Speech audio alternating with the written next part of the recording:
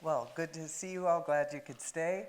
I'm here. My name is Patrice Petro. I'm here with Tim Corrigan, Emeritus Professor of English and Cinema Studies at the University of Pennsylvania. So shall we? Get going, yeah.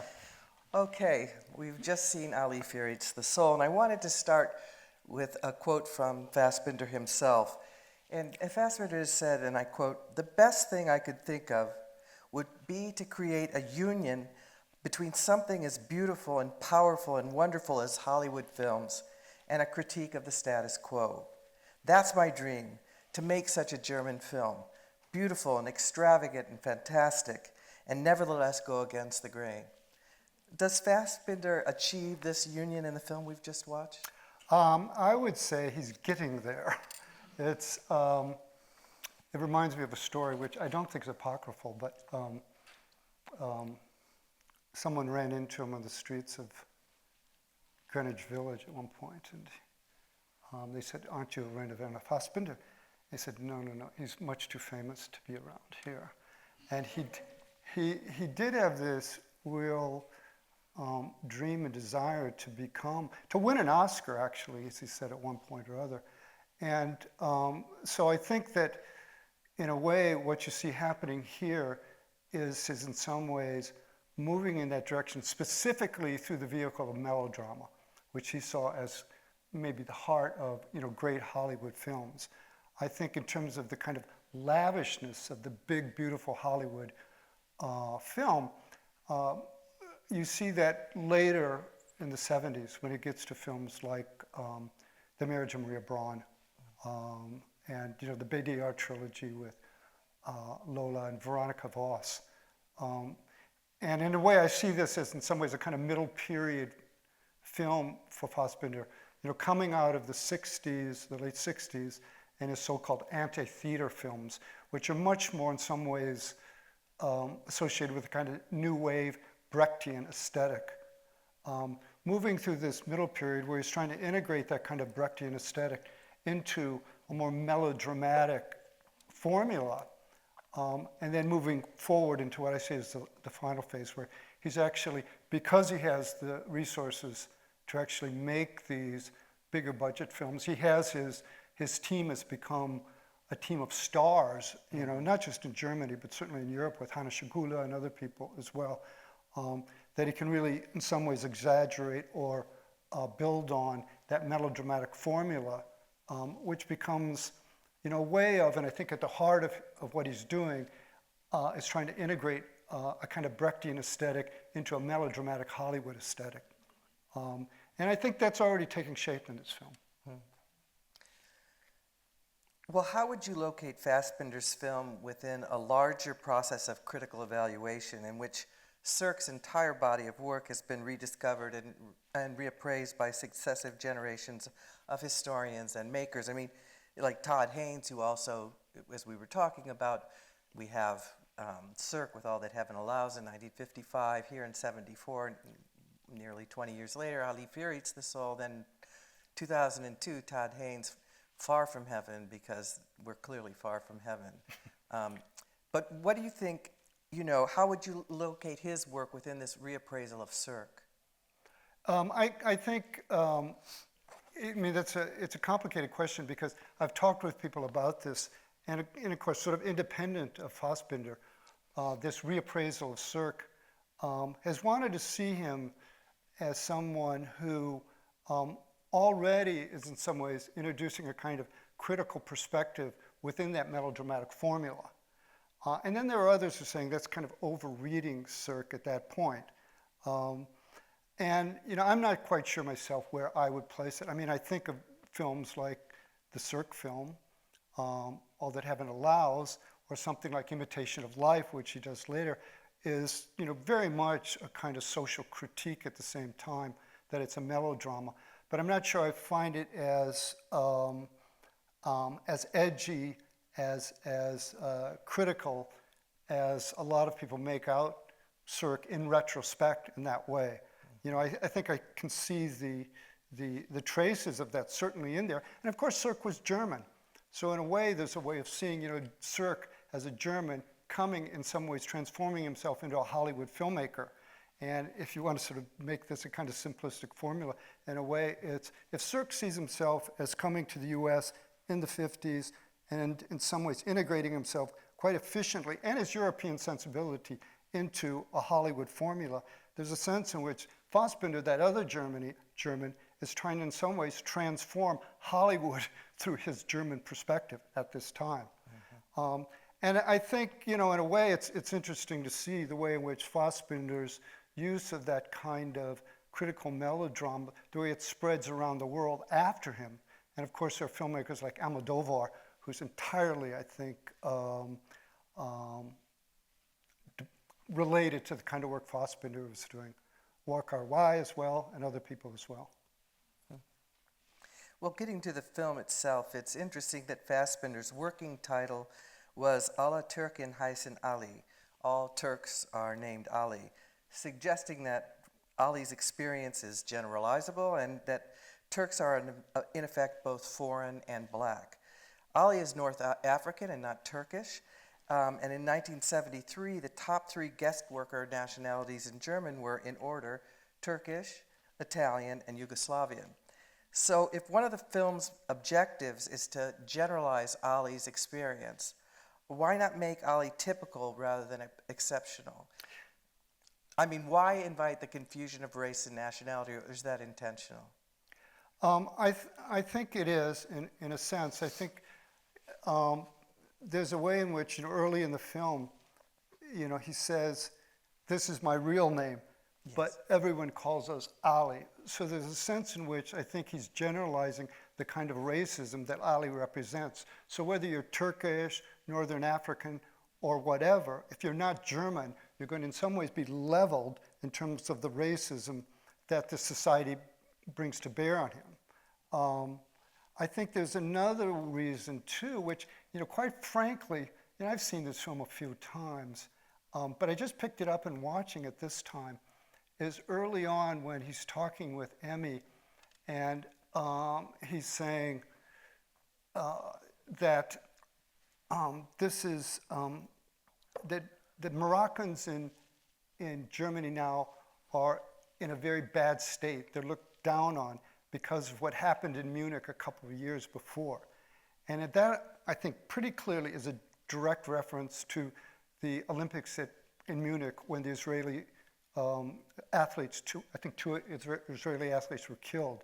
So there's a sense in which, what Fassbinder is up to here, I think, too, is, and this I find is crucial, the kind of melodrama that one sees in, let's say, the 1950s or before or whatever.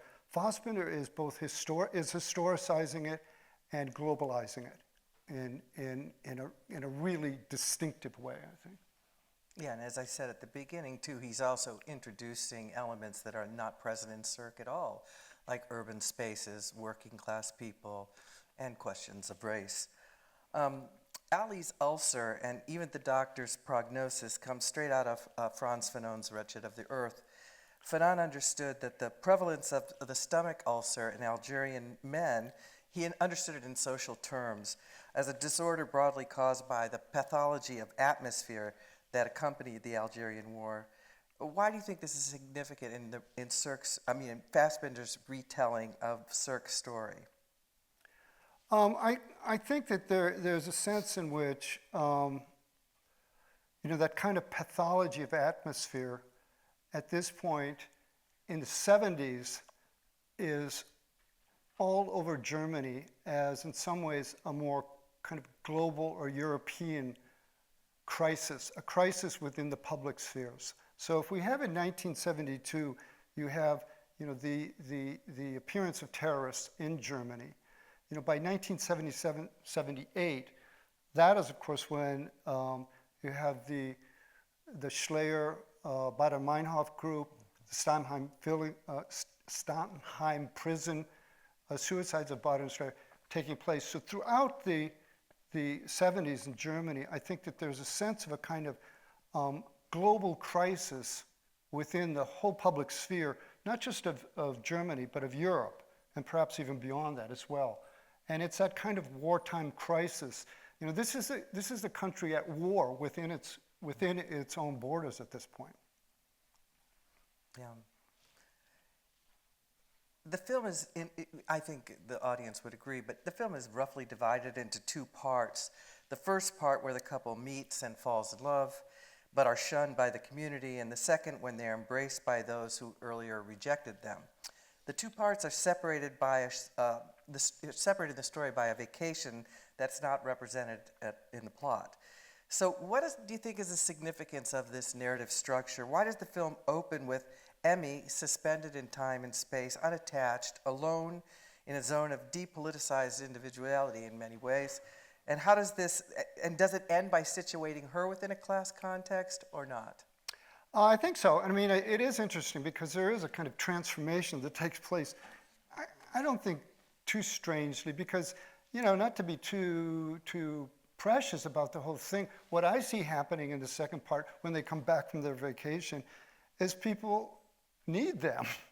They need them, and in a very specific way. They need them in a financial way, a materialistic way. So, as typical of Fassbinder, the problem with this social sphere that they're trying impossibly to integrate in is a social sphere defined by a kind of capitalist economy. And that becomes clearer and clearer as the second part evolves along. Yeah, this time watching it, I also thought, which I hadn't thought before, and perhaps maybe you disagree with me, but in that scene, with the yellow chairs in the park where they're alone, and there, of course, we've got the tableau of the staring people that reemerges at various points here, and she's just breaking down. She says, I'm so happy, but I've never been, so sad, and people hate us, and then we just, need to get away, be on our own, and when we come back, it'll be better. And she really breaks down. He's very tender with her.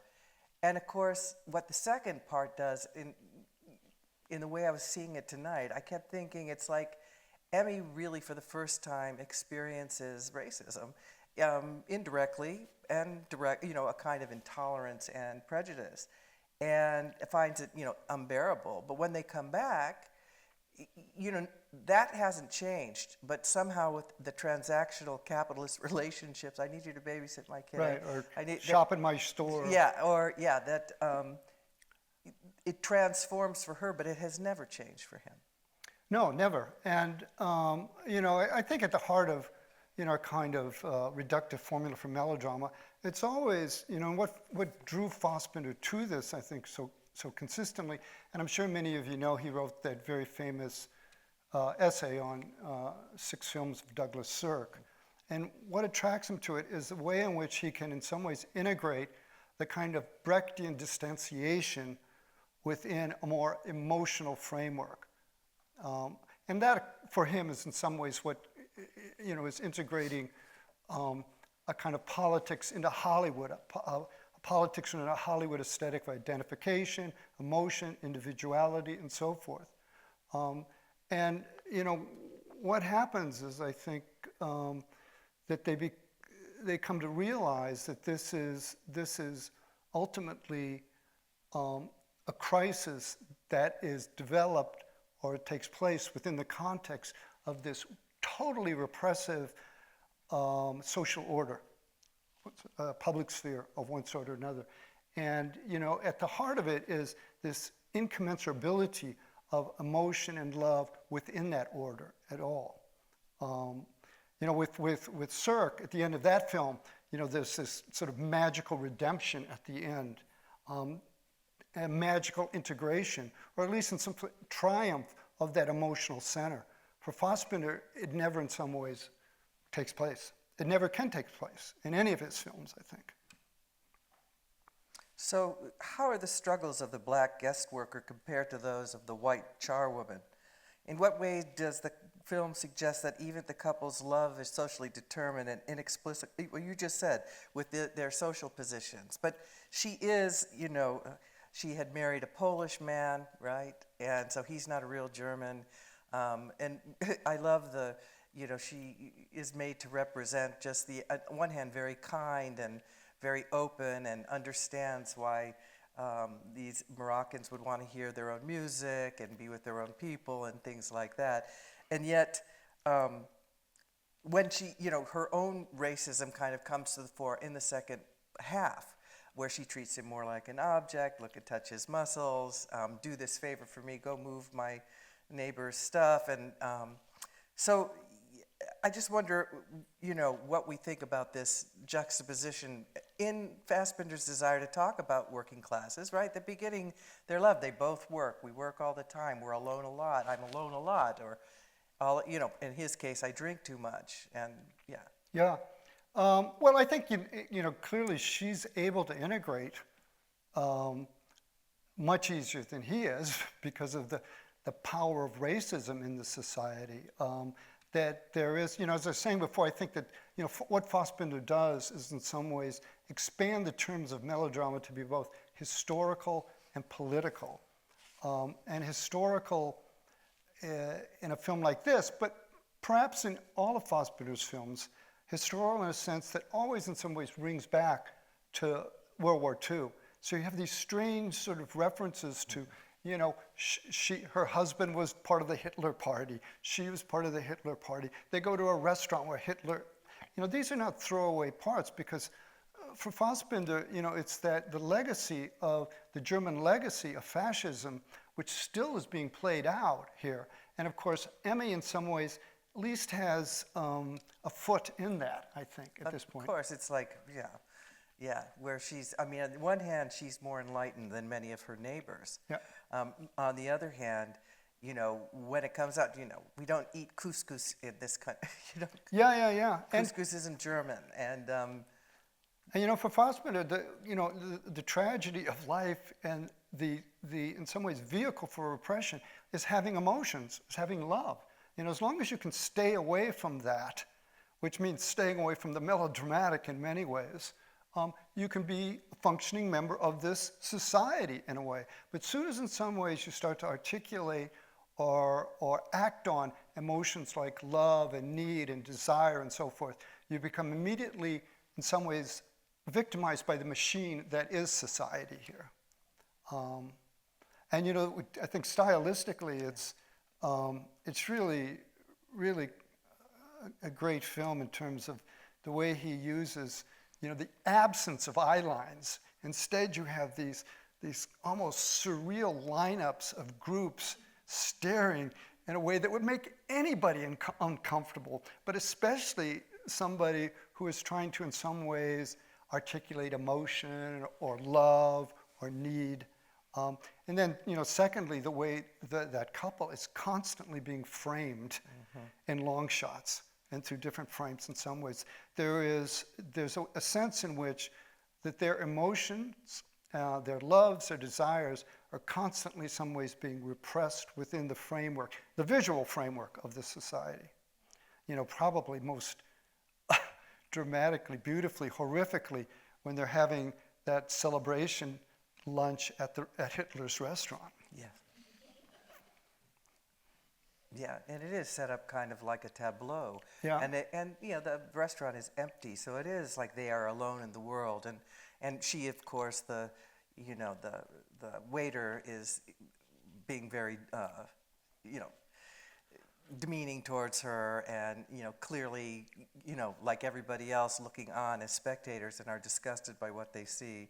And yet, Fassbinder pulls out for the view in a very Brechtian kind of way, to take us back to where they are in this Yeah, world. And if you think just in terms of those eyeline shots, this is too simplistic, but the sense of which sort of shot counter shots and eyeline matches are the way of, in some ways, creating a kind of emotional dynamic between Bogart and Bacall or whomever.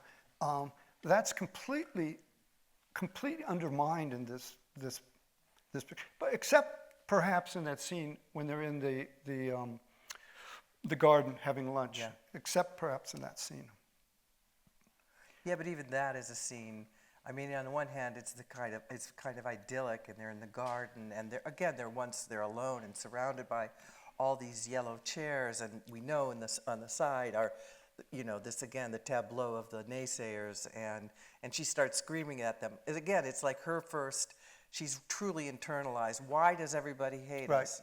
Right. And all she wants is a kind of Sirkian, idealistic moment. an idyll of some sort where they can be alone. And of course, in Sirk, you get that. Whether you believe in it or not, that's another question. But in Fassbinder, you never get that. You never get that. Or at least if you get that kind of idealistic moment, that kind of idyllic moment in Fassbinder between two individuals expressing desire, it is fairly quickly destroyed by the social mechanisms around them. So what do you make of, or what are we to make of Barbara, played by Barbara Valentine, who plays the blonde proprietor of the Asphalt Pub? What's her function here? Good question. I'm not entirely sure, except, she does at that one moment when she delivers a drink, I believe she says something like, Yeah. I'm the owner. Yeah. And By the way. by the way, I'm the owner. And as the movie proceeds, I think, I'm the owner is in some ways a way for her establishing her relationship to Ali, which are, as we know, both sexual, but also financial. And, that's about the best I can do with No, her. I think that's, having lived in Berlin for a year, and I did walk into pubs like that. It felt like that. Yeah. Where you walk in and everybody just is staring at you, and it's kind of shabby and weird, and you're like, hello. Yeah. But the whole film is sort of full of these spaces and places which might offer the possibility of a kind of Community. private community, social harmony, and so forth. But they become almost, the more that they become associated with a particular social group, they become increasingly hostile. They're hostile spaces. You're either in or you're not in. And in a way, the tragedy of Ali and Emmy is they don't necessarily want to be in, they just want to be left alone. But there's no being left alone in Fassbinder's worlds. But his characters are just tortured by their need to be loved, their need to have desires, but there's no space for them. There's no place for them. There's no bar they can go into. I was struck tonight when I was watching, again with Barbara from the Asphalt Pub, when Ali comes in and his buddies are not there yet, and he orders a small beer, and then invites his friend to come to his place, and there's the altercation with the other woman who's jealous or whatever, and then he goes out and the other of his friends are out, they're just about to come into the pub, but why don't you come to my place? And there's the close-up of Barbara. It's like, this is taking away her business. These people are paying customers, and now they're going to go over to this flat. And that's, I think, one of those threads that runs through this is, it's really profitable to be a racist until it's not profitable in this film. Right, as we see with the grocer and the willfully not understanding. Again, I had experiences like that. This is my last question before we will open up for audience questions, but some critics have argued that Ali Fear Eats the Soul depends on the recognition of the shared interests of workers and of different races and ethnicities. This, they say, is in stark contrast to Sirk, where hope resides in the pastoral vision of a simple commodity-producing society. What do you think motivated Fassbinder to make this particular Sirk film? He wrote on 6, but to make this particular Sirk film when he did. Does Fassbinder demand that the cinema be he demands that it be actively thought as well as thought and felt. And in what way is this a departure from Sirk himself? I mean, I'm wondering, why do you think Fassbinder picked this particular film? Well, I think, I'm assuming here, but I think, because of that particular, if you look at other Sirk films like Imitation of Life, which I think he writes about, doesn't he? That is more explicitly about race and the problems of race within a melodramatic formula. Written on the Wind, how could he do that Written outside on of Texas? Right. And without oil wells, you can't really do You that. can't really. But you know, the all that heaven allows is, I think, very explicitly about class, and you know, it's that kind of social structure that I think Fassbinder really wanted to draw out here in terms of not just class, but in terms of politics and history as well. But you know, in some ways, class, racism, politics, and history are what, for me, Fassbinder expands out of Yes. the Sirk film. So it just draws it into a larger framework, which still has its kind of class framework in a way, but much less so, I think.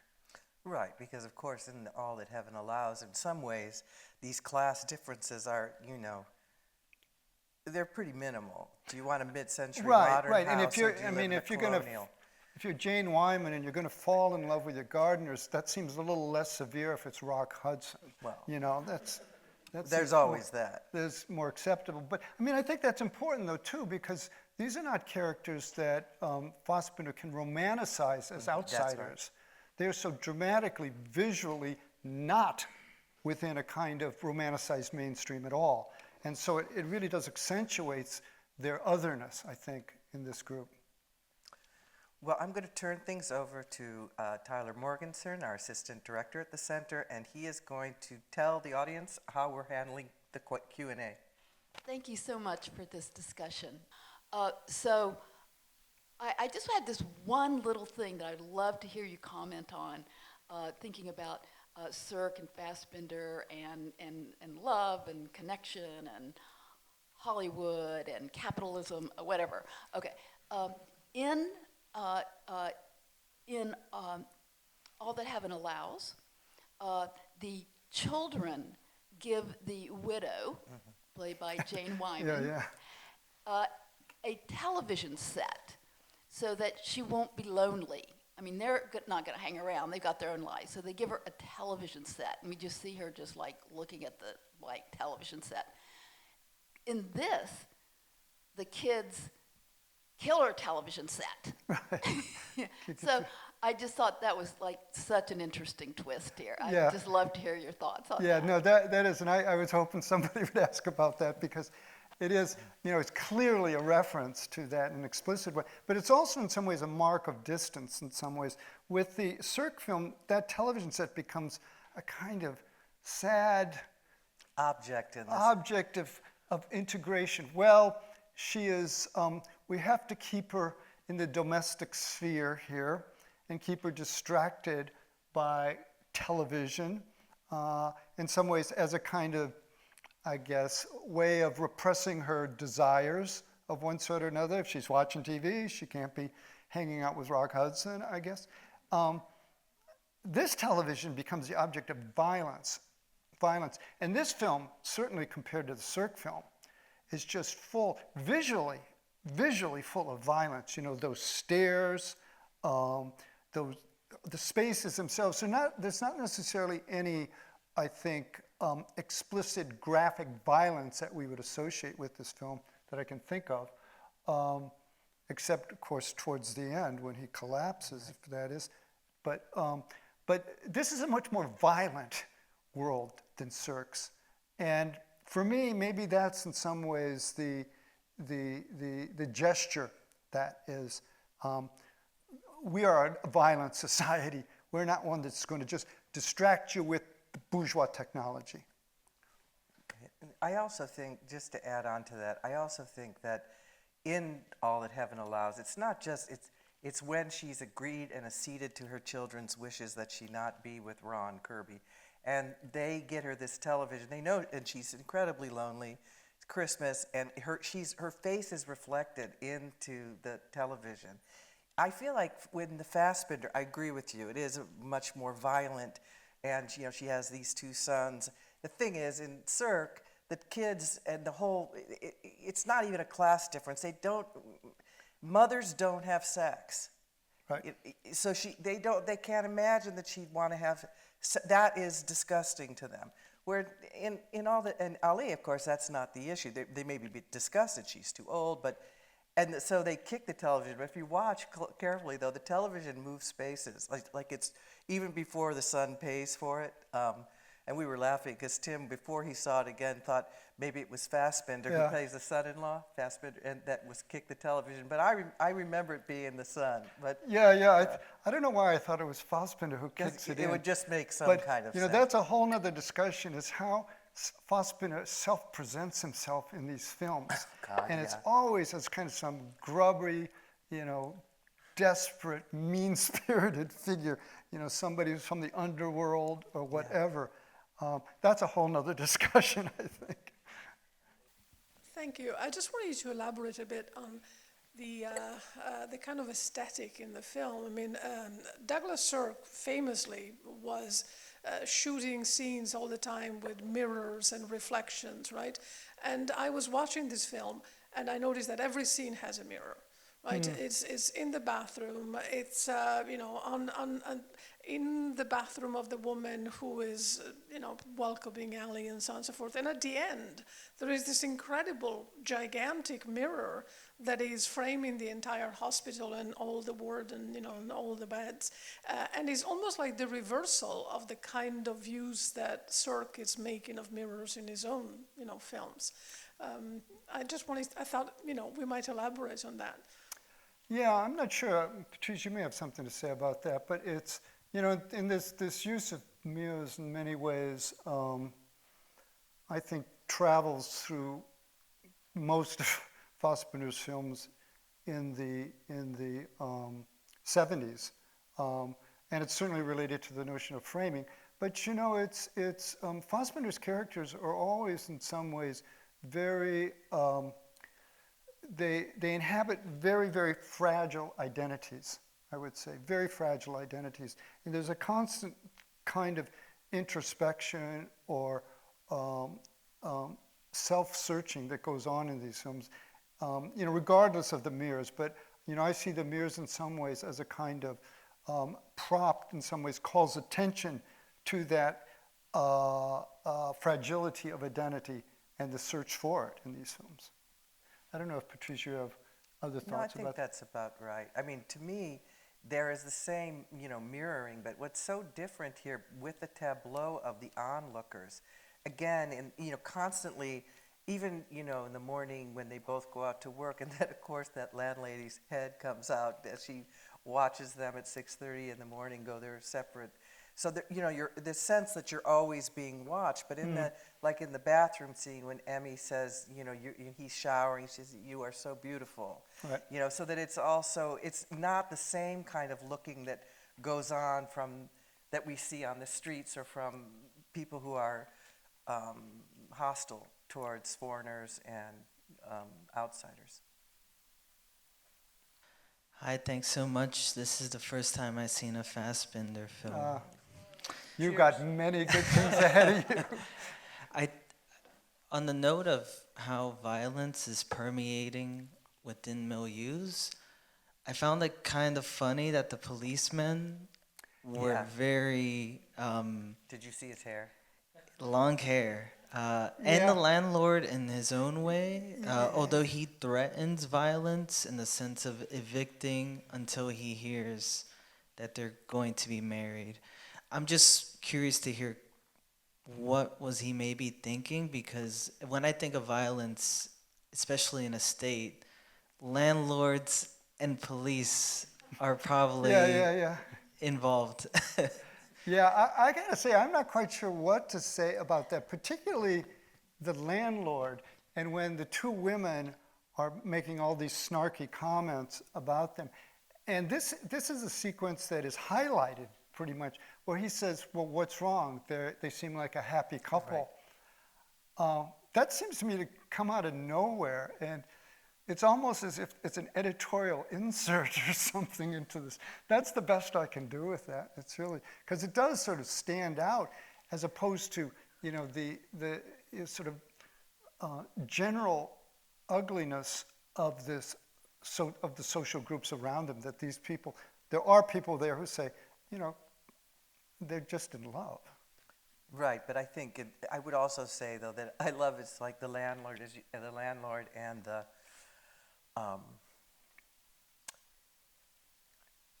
talking about the landlord who doesn't evict them. Oh, you're married. Okay, then that's all fine. Paragraph 2, you're not having a lodger.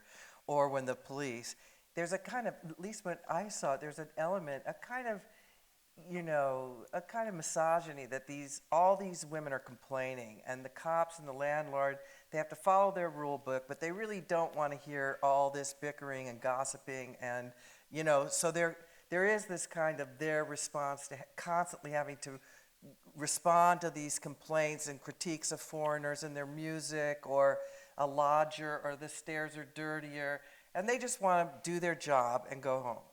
Right, and it's true that from one point of view, the police and the landlord, as you were suggesting, they're at the top of the social structure. Yeah. They in some ways, they have the power. So there may be something about that there too, that they don't have to get involved in the messiness of the street life. Maybe.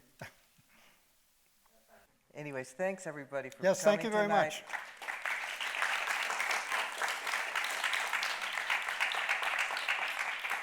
And Tim will be here tomorrow. Tyler Morgenstern has organized a roundtable on film criticism. Promises to be really interesting. So if you're interested in that, join us tomorrow in the Annenberg at 3. Okay, thank you.